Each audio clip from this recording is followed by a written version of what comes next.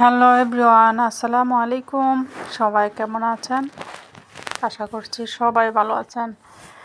দেশে প্রবাসে যে যেখানে বসে আমার ভিডিও প্রতিনিয়ত দেখছেন এবং আমাকে সাপোর্ট করে যাচ্ছেন, আমার ভিডিও অপেক্ষা করছেন, সবার কাছে আমি কৃতজ্ঞতা বোধ করছি।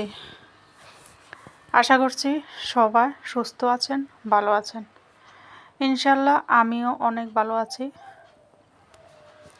এই তো বাজার নিয়ে আসলো, ভাবছি মাছ কাটবো, বাজার গুছাবো, সাথে সাথে আপনাদের সাথে একটু কথা বলে নেই। অনেক মানুষের ভুল হতেই পারে, মানুষ ভুল করবেই, মানুষের ভুল হয় না এরকম মানুষ বোধহয় নাই, আমিও তার ব্যতিক্রম নই। আমি এখন রান্নার ভিডিও দিচ্ছি, যারা আমার ভিডিও দেখছেন তারা তো সবাই জানেন, আর যারা নতুন আসছেন তাদের কাছেও আমার একটা রিকোয়েস্ট যে সবাই ভিডিও দেখছেন, ভুল ত্রুটি হলে ক্ষমা দৃষ্টিতে দেখবেন, ছোট বড় সবাই। কারণ হলো এখানে দেখা গেছে ভুল কথার মাধ্যমে ভুল হতে পারে, বা ভিডিওতে এডিট করতে গেলে উল্টাপাল্টা কিছু না কিছু হয়ে যায়, মাঝে মধ্যে হতে পারে, কিন্তু আমি হয়তো খেয়াল করছি না, কিন্তু দর্শকের চোখে ঠিকই পড়ছে। তার জন্যই বলছি আর কি। এখন এই তো আমার এত বড় একটা মাছ নিয়ে আসছে, মাছটার সাথে রীতিমতো যুদ্ধ করলাম। মাছটা অনেক বড়, ভিডিও তো বোঝা যাচ্ছে কিনা বুঝতেছি না, কিন্তু আমার কাছে অনেক ওজন এবং বড় মনে হচ্ছিল। কীভাবে কাটবো তা বুঝতেছিলাম না। টুকরা টুকরা করে পরে মাথা আলাদা করে কেটে নিলাম।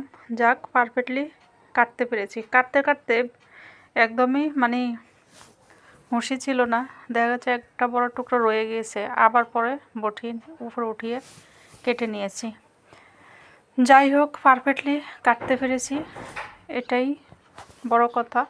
কাটতে তো বড় বড় মাছ সহজে কাটা হয়নি, এই কারণে একটু ওজনের বিষয়টা, লম্বা বড় সব কিছু মিলে মাছটা কাটতে গিয়ে একটু বিপদে পড়ে গিয়েছিলাম। যাই হোক, সব কিছুই আপনাদের সাথে শেয়ার করলাম।